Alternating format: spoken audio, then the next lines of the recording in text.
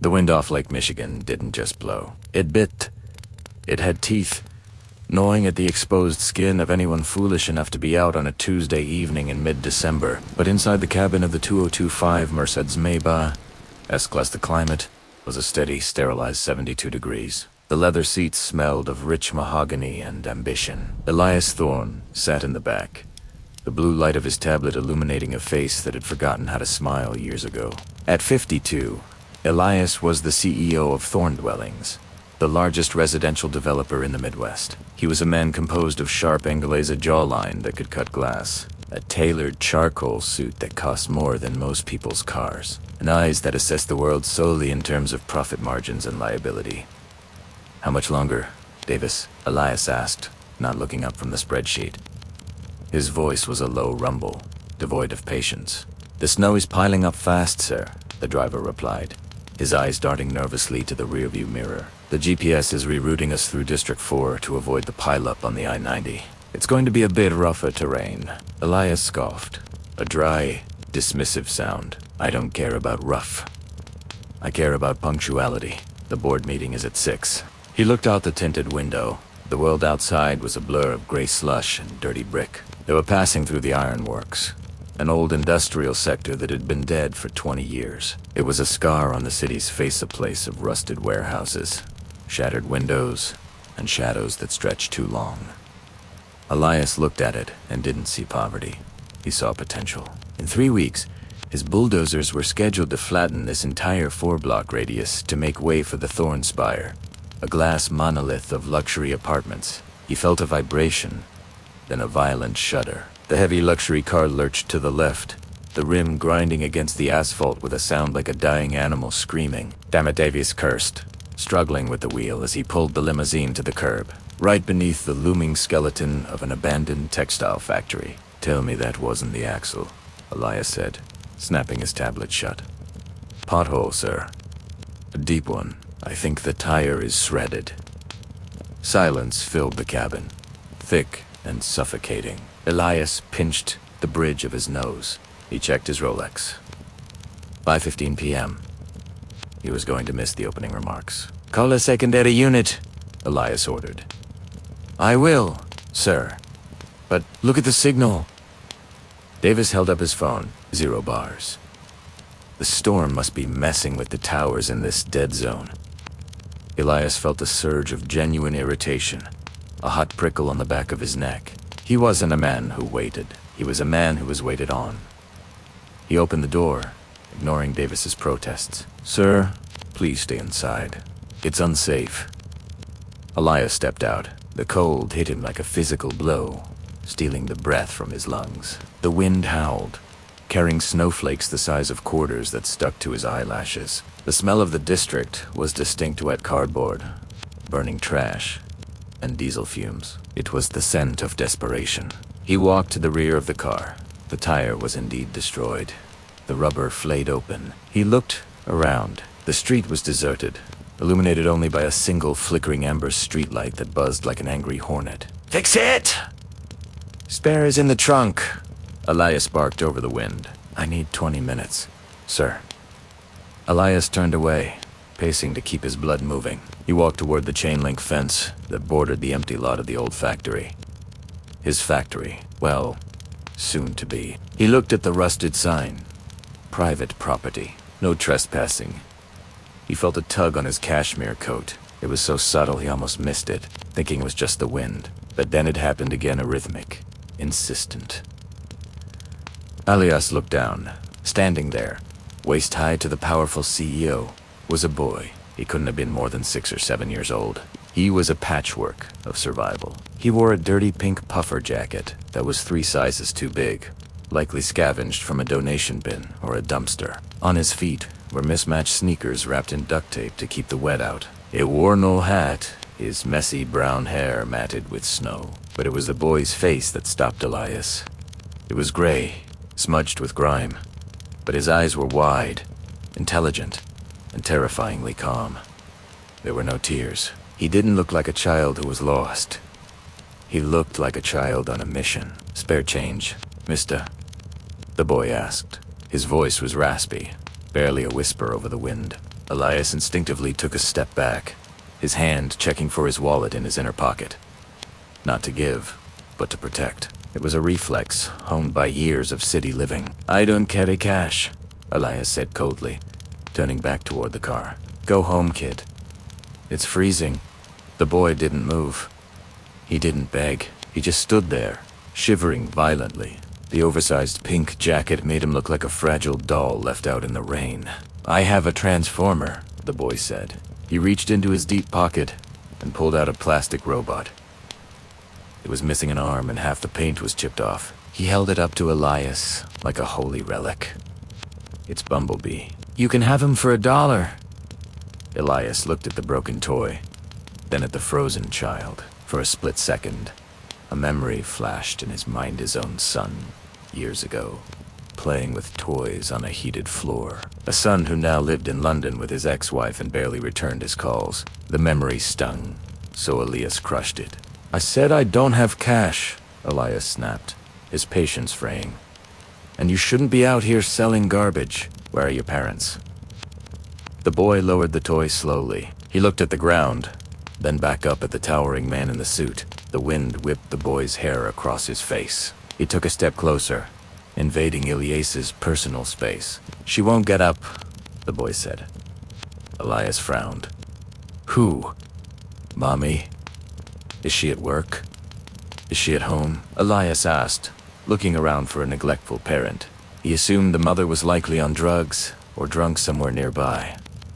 That was the usual narrative in this part of town. The boy shook his head.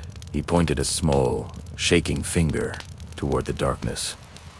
Beyond the chain-link fence under the concrete overpass of the highway, where the shadows were absolute. "No," the boy said, his voice trembling now, not from cold but from a rising panic he had been trying to suppress. "She's not at work." Elias Seagate reaching for his phone again, hoping for a sliver of signal to call 911 or social services. Still, nothing. "Listen, kid. Go back to your mom. Tell her to take you inside." The boy grabbed Elias's hand. The child's fingers were like ice, hard and cold. The shock of the contact made Elias freeze. He hadn't held a child's hand in 10 years. The grip was surprisingly strong, desperate. "She can't," the boy whispered, looking up with eyes that were suddenly brimming with tears. "I tried to shake her. I tried to give her the water, but she's cold, colder than me." Elias felt a pit open in his stomach. The irritation vanished, replaced by a dull, creeping dread. "What do you mean she's cold?" Elias asked, his voice dropping. The boy tugged harder, trying to pull the 200-pound man toward the broken section of the fence. "The box!" the boy sobbed, finally breaking down. "Mommy is sleeping in the box. And she won't wake up." Elias looked at the driver, who was still wrestling with the tire, oblivious. He looked at the warm interior of the car. Then he looked at the dark abyss under the bridge where the boy was pointing. Isolde, wait, he should stay safe. He was the CEO of Thorne Dwellings. He didn't crawl under bridges, but the boy's hand was still gripping his, trembling with a frequency that rattled Elias's bones. "Show me," Elias said. "Sir, Mr. Thorne, you can't go down there." Davis's voice was thin and panicked, swallowed instantly by the roaring wind. Elias ignored him. He buttoned his cashmere coat to the chin, engaged the flashlight on his smartphone, and stepped off the curb. The transition was immediate and jarring.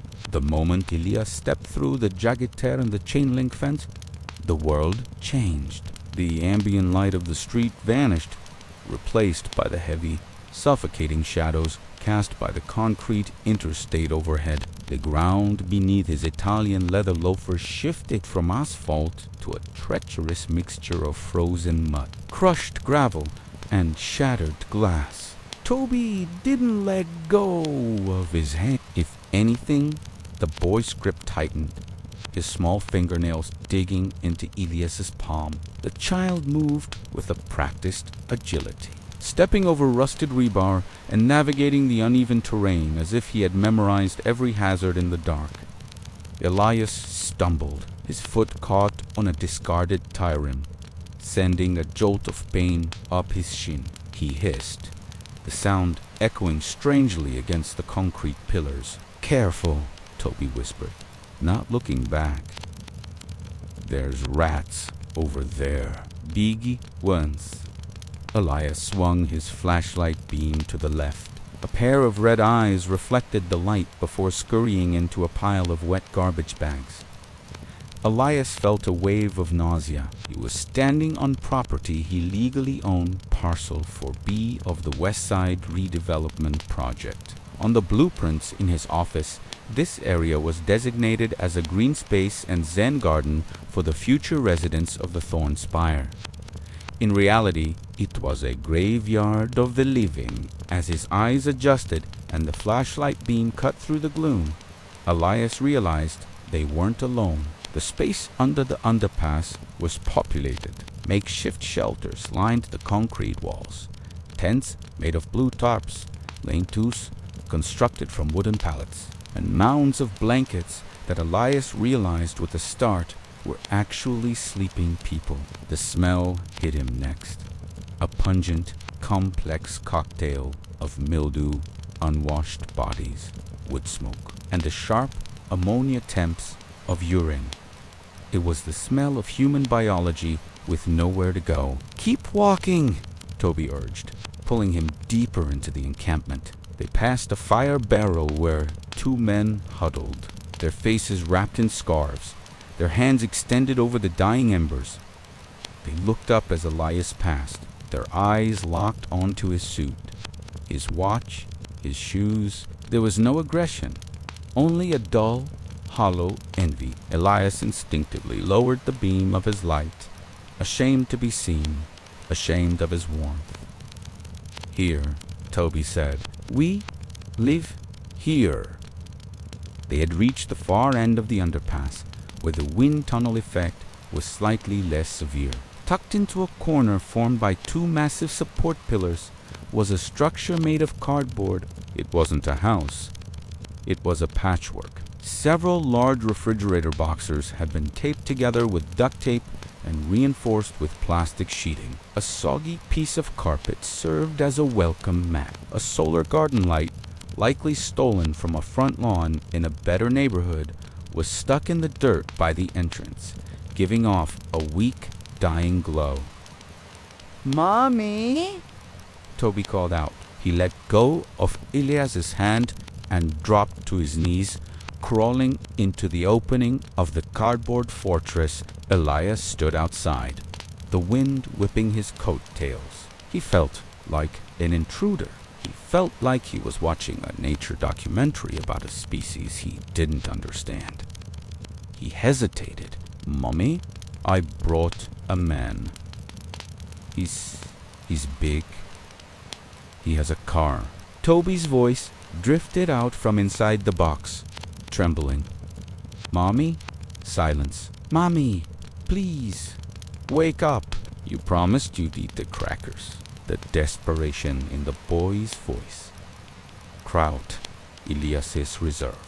The CEO took a breath, held it to filter out the smell, and crouched down. He shined his light into the opening. The interior was surprisingly neat. It was lined with blankets and old coats to insulate against the cold. In the center, lying on a mattress of flattened cardboard and egg crate foam, was a woman.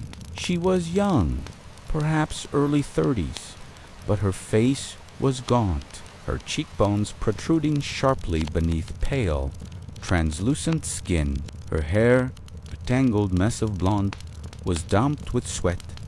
Despite the freezing temperature, she was buried under a mountain of mismatched blankets, but she was shivering so violently that the entire pile of fabric vibrated. "Sarah?" Elias asked, guessing the name, his voice awkwardly loud in the confined space. She didn't open her eyes. Her breathing was wrong. It wasn't the rhythmic sleep of the weary. It was a wet, rattling gasp. It sounded like someone crushing dry leaves in a fist inside her chest. Toby was patting her face, his small hands frantic. "She's hot, mister, she's really hot." Elias crawled inside. The knees of his $3,000 suit sank into the dirt, but he didn't care. He pulled off his leather glove and touched the woman's forehead. It was burning. She was radiating heat like a furnace, yet her skin was clammy. "Mom!" Toby shook her shoulder. Sarah's eyes fluttered open. They were glassy, unfocused, swimming in a fever dream. She looked at Elias, but she didn't seem to see him. She saw a shape, a shadow. "Toby," she rasped. Her voice was barely a sound, just air moving over inflamed cords. "Hide! Hide the money. Don't let them take. No one is taking anything." "Sarah," Elias said, his voice firming up into the command tone he used in boardrooms. He needed to take control. This was a crisis, and he knew how to manage crises. "My name is Elias. I'm going to help you." "Toby," she wheezed, a coughing fit. Seizing her body, it was a terrible, deep hack that brought up pink froth on her lips. Elias froze. He recognized the signs. He had seen his own father die of pneumonia in a hospital bed surrounded by machines. This woman was drowning in her own lungs, lying in a cardboard box while cars drove 70 miles per hour just 20 feet above her head. "She needs a hospital now," Elias said, more to himself than the boy. He looked at Toby. The boy was holding the broken transformer robot against his chest, tears finally spilling over his dirty cheeks, cutting clean tracks through the grime. "Is she dying?" Toby asked. The question was direct, brutal in its innocence. Elias looked at the woman. She had closed her eyes again, her head lolling to the side. Her lips were turning a faint shade of blue. "Not today," Elias gritted out. He moved quickly. He stripped off his heavy cashmere overcoat. "Toby, listen to me," Elias commanded, wrapping the coat around the woman, tucking it under her trembling body. "I need you to grab anything important. Papers, medicine, that robot. We are leaving right now." "We can't leave the house," Toby whispered, looking at the cardboard walls. "Someone will steal our spot." Elias looked at the damp, freezing, rat-infested hellhole. He felt a rage burn in his chest, a hot, white anger directed at the city, at the system, and mostly at himself. "Let them have it," Elias growled. "I'll buy you a new one." He slid his arms under Sarah's slight frame. She weighed nothing. She was a bird, hollow-boned and starving. As he lifted her, she let out a small whimper of pain. "I've got you," Elias whispered, pulling her against his chest to share his body heat. "Toby, grab my jacket tail and do not let go. Do you understand?" "Yes," the boy squeaked. Elias backed out of the box, dragging the dying woman into the winter night. The wind howled instantly, trying to steal the warmth he was trying to give her. He stood up, his legs straining under the weight, not of the woman, but of the responsibility he had just picked up. He turned his flashlight back, toward the gap in the fence. "Davis," Elias roared, his voice booming with a power that startled the rats and silenced the wind. "Get the car ready." Now he began the trek back through the mud, carrying a life in his arms, while a 6-year-old boy clung to his belt, leaving the only home he knew behind in the darkness. The sight of Elias Thorne emerging from the shadows of the underpass was something Davis would never forget. The CO, usually a man who wouldn't touch a door handle without a sanitizer wipe, was covered in mud. His charcoal suit was smeared with grime, and in his arms he carried a bundle of dirty blankets that looked disturbingly like a body-open T-door. Elias screamed, the wind tearing the words from his throat. Davis snapped out of his paralysis. He scrambled to the rear passenger side and threw the heavy door open. The interior light flooded the snowy pavement, a beacon of warm, yellow safety. Elias didn't gently place Sarah inside. He collapsed into the seat with her, sliding across the leather to make room. "Get in!" Elias barked at the boy. Toby stood by the curb, staring at the car. To him, the Mercedes Maybach wasn't a vehicle. It was a spaceship. It was clean. It was shiny. It was from a planet he wasn't allowed to visit. "Kid, get in," Elias yelled again, urgency cracking his voice. Toby scrambled up, his duct-taped sneakers leaving wet, muddy prints on the plush floor mats. He sat on the edge of the seat, shrinking away from the luxury as if he might break it. "Hospital!" Elias ordered, slamming the door shut. "Northwestern Memorial. Go now." "Sir, the tire? It's a do not spare." "I can go over 50, Davis stammered, looking at the rearview mirror with wide eyes. "Drive the damn car, Davis. If the rim grinds, let it grind. Just go." The car lurched forward. The silence that usually defined the cabin was gone, replaced by the aggressive hum of the engine and the terrifying sound of Sarah's breathing. It was a wet, bubbling rasp, like a straw sucking at the bottom of an empty glass. Elias unwrapped the blanket slightly to check on her. In the ambient light of the car's interior, she looked worse. Her skin was gray, pulled tight over her skull. Her lips were cracked and bleeding. The smell, the scent of sickness and poverty, filled the hermetically sealed cabin, overpowering the mahogany and leather. Is she warm yet?" Toby whispered. He was pressing his small back against the door, clutching the broken transformer so hard his knuckles were white. Elias reached out and turned the climate control dial to the maximum. "It's getting there," Elias said, his voice surprisingly gentle. He looked at the boy. Toby was shivering, his eyes darting around the car. He reached out a hesitant finger and touched the heated leather of the armrest. He pulled his hand back quickly, as if burned, then touched it again, a look of pure wonder washing over his grimy face. "It's hot," Toby breathed. "The chair is hot." Elias felt a lump form in his throat. A heated seat, standard in every car he had owned for 30 years. To this boy, it was a miracle. "Keep touching it," Elias said gruffly. "Soak it up." Sarah let out a sudden, sharp gasp. Her back arched off the seat, her eyes flying open. She wasn't seeing the car. She was seeing something else. Panic. She choked out, a spray of fine red mist hitting the pristine beige leather of the seat in front of her. "I'm here, Mom. I'm here." Toby lunged forward, grabbing her hand.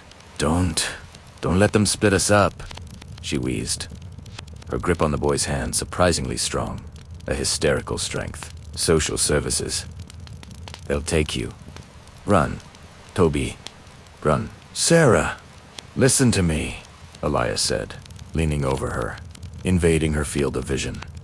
"Nobody is taking him. I'm taking you to a doctor." She looked at him, her eyes' wild pupils dilated. Who are you?" "I'm the guy who owns the land you were sleeping on," Elias said, the irony tasting like ash in his mouth. "Just breathe. Stay with us." Her eyes rolled back, and she went limp. The bubbling sound in her chest stopped. "Mom!"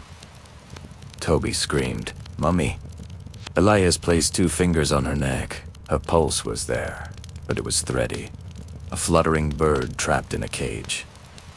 "Davis, run the red light," Elias roared, toward the partition. "Drive." The car surged. Horns blared outside as the massive luxury sedan bullied its way through a busy intersection. Elias watched the city blur by, the high-end shops of the magnificent mile, the holiday lights, the happy couples walking hand in hand. They were inches away, separated only by glass and steel, yet they existed in a different universe than the woman dying on his upholstery. 10 minutes later, the car screeched to a halt in the ambulance bay of the emergency room. Elias didn't wait for Davis. He kicked the door open, Help. I need a gurney, he shouted, his voice booming across the concrete bay. Two nurses and an orderly who were on a smoke break looked up, startled. They saw a man in a ruined $3,000 suit, wild-eyed, waving them over. They saw the car. They saw the money. They moved. What do we have? A nurse asked, running over with a stretcher. Female, early 30s, likely advanced pneumonia, severe hypothermia. Elias rattled off, lifting Sarah out of the car himself and placing her onto the white sheets. She's coughing blood. Unresponsive. The medical team swarmed her. They began shouting codes and numbers that Elias didn't understand. They started wheeling her toward the sliding glass doors. Wait, Toby cried out, scrambling out of the car, his oversized sneakers slapping on the pavement. He tried to chase the stretcher, but the automatic doors whooshed shut behind the medical team, leaving him standing there. An intake nurse, a heavy-set woman with a clipboard and a tired expression, stepped in front of Elias and the boy. Sir, you can't go back there yet. We need to process her admission, she said, her tone bored, bureaucratic. She looked at Sarah's dirty clothes, then at Toby. Her nose wrinkled slightly. Does she have insurance ID? Elias stared at the woman. He was vibrating with adrenaline. He looked at Toby, who was pressing his face against the glass of the ER doors, watching his mother disappear down a sterile hallway. She doesn't have ID, Elias said, his voice low and dangerous. She lives in a box under the I-90, the nurse sighed, tapping her pen against the clipboard. Look, sir, if she's indigent, we have to call the county. We can stabilize her. But without insurance info, we can't. Elias stepped into her personal space. He reached into his inner pocket and pulled out a sleek, black metal card. The Centurion card. She's not indigent, Elias snarled. She is my guest. Put her in a private ICU suite. Get the chief of pulmonology down here. If she needs a lung transplant, buy her a lung. If she needs a new heart, buy her a heart. Charge everything to this card. The nurse looked at the card, then up at Elias's face. The boredom vanished, replaced by a snap of recognition. She had seen this face in the business section of the Tribune. Mr. Thorne, she stammered. I didn't realize. I'll get the charge nurse immediately. Do it, Elias said. He turned to Toby. The boy was still glued to the glass. Elias walked over and placed a hand on the boy's shoulder. It was bony and frail beneath the cheap pink jacket. Is she gone? Toby asked, his voice small. No, Elias said. The doctors have her. Now, they have machines. Medicines, she said. She said if we went to the hospital, they would take me away. Toby turned around, looking up at Elias with terror. Are you going to let them take me? Elias looked at the chaotic waiting room. Security guards were eyeing the homeless Lucan child. A social worker was already glancing their way from the reception desk. Elias felt his phone vibrate in his pocket. It was his assistant. The board meeting had started 20 minutes ago. The investors were waiting. The deal for the Thorne Spire, a $300 million project, depended on his vote tonight. He looked at the phone screen. Incoming call, board of directors. He looked at Toby, who was clutching his hand like it was the only solid thing in the universe. Elias slid his thumb across the screen and declined the call. Then, he powered the phone off. No, Elias said firmly. Nobody's taking you anywhere. You're with me. He led the boy toward the waiting area chairs. Sit down, Toby. We have a long wait ahead of us. The hospital waiting room at 3 a.m. was a liminal space. A purgatory of fluorescent light and linoleum squeaks. Time didn't move forward here. It dripped, slow and viscous. Elias sat on a hard plastic chair that was wreaking havoc on his lower back. His tailored suit jacket was folded over the seat next to him, ruined by mud and grease. His white dress shirt was unbuttoned at the collar. The cuffs rolled up to reveal forearms that hadn't seen manual labor in decades. Next to him, Toby was asleep. The boy was curled into a tight ball, his head resting heavily on Elias's thigh. He had devoured 2 bags of Cheetos and a bottle of apple juice from the vending machine with a feral intensity that had broken Elias's heart all over again. Now, The sugar crash had claimed him. Elias looked down at the child. In sleep, the lines of worry on Toby's forehead had finally smoothed out. He looked like a normal 6-year-old, not a survivalist navigating a concrete jungle. Elias's phone, which he had turned back on an hour ago, was sitting on the small table between the chairs. It was blinking silently, a strobe light of catastrophe. 47 missed calls, 12 voicemails from the board chairman, 30 texts from his assistant asking, "Where are you?" "They are voting to oust you. Stock is dropping." Elias stared at the notifications. Yesterday, this would have induced a panic attack. He would have been screaming, threatening, calculating damage control.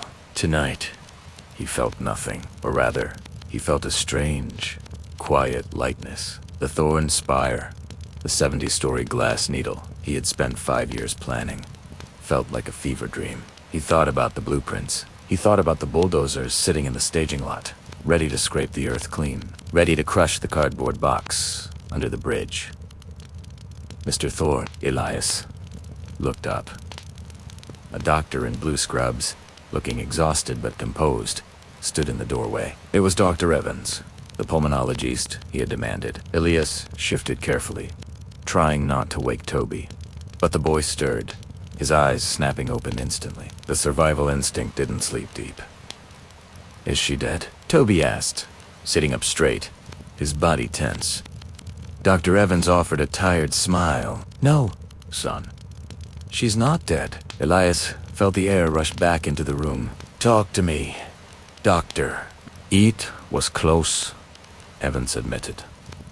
"Walking over and sitting on the edge of the low table Sabedicep. Her core temperature was 89 degrees when you brought her in. Her lungs were filling with fluid faster than she could clear it. If you had waited until morning, well, we wouldn't be having this conversation." Toby didn't understand the medical jargon, but he understood the tone. "Can I see her?" "She's sedated," Evans said gently. "She's hooked up to a ventilator to help her breathe. It looks scary, but it's helping her rest. Her body has been fighting a war for a long time. She needs to sleep." "Is she going to wake up?" Elias asked, his voice steel. "With the antibiotics we're pumping into her?" "Yes," Evans nodded. "She's young, she's malnourished and weak, but her heart is strong. She'll be in the ICU for a week, then a regular room for another. But she's going to make it." Toby let out a sound that was half laugh, half sob. He buried his face in Elias's shirt, wiping his nose on the Egyptian cotton. Elias put a hand on the boy's messy hair, holding him steady. "Thank you, doctor," Elias said. "Whatever she needs. The bill comes to me." "We know." Evans stood up. "Go get some coffee, Mr. Thorne." He looked like hell. When the doctor left, Elias didn't get coffee. He picked up his phone. He swiped past the frantic messages from his legal team and opened his email. He found the file labeled Project Ironworks Redevelopment. He looked at the renderings of the luxury condos. Beautiful. Sterile. Exclusively for the elite. A place where security guards would chase away boys like Toby before they even reached the sidewalk. Elias hit forward. He typed in the email address of his chief architect and the city planning commissioner. He began to type.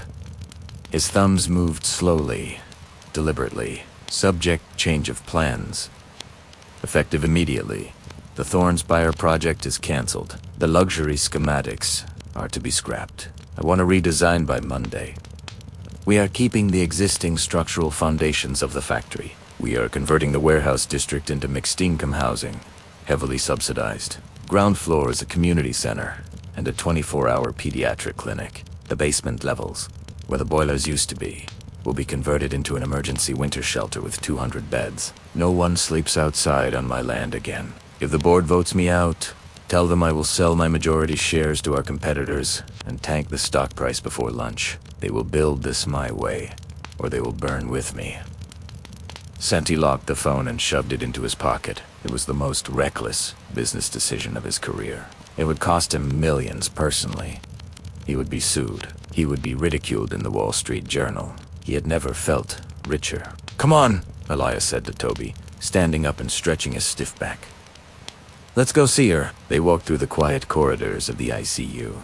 The only sounds were the rhythmic beeping of cardiac monitors and the soft whoosh of respirators. Room 404. Elias opened the door and lifted Toby up so he could see. Sarah looked small in the hospital bed, engulfed by wires and tubes. The ventilator hissed rhythmically, breathing life into her battered body. But the color was returning to her cheeks. She was warm.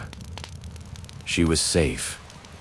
Toby stared at her for a long time. He reached out and touched her hand, avoiding the IV line taped to her wrist. "She's not sleeping in the box anymore," Toby whispered. Elias looked at the clean sheets, the heated room, the sunrise just beginning to bleed purple and gold through the window blinds.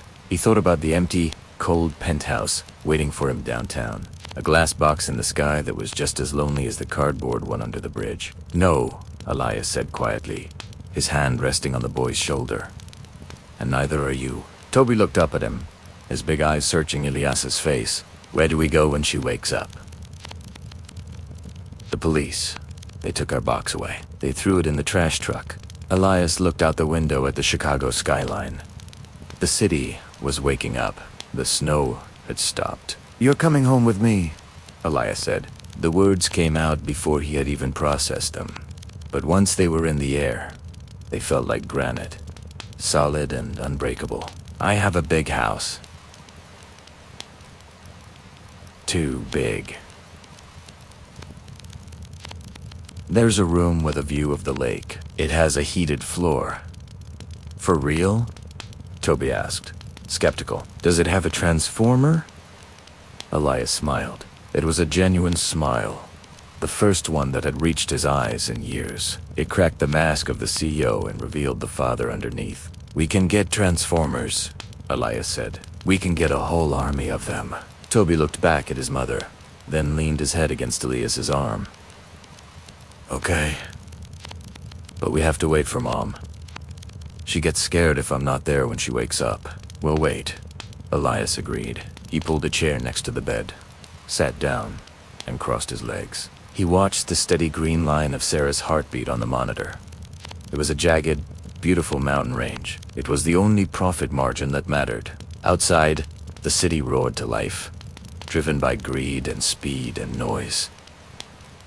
But in room 404, everything was still. The architect had found a new project, one that couldn't be built with steel and glass, but had to be built with patience and presence. For the first time in his life, Elias Thorne wasn't checking his watch. He was exactly where he was supposed to be.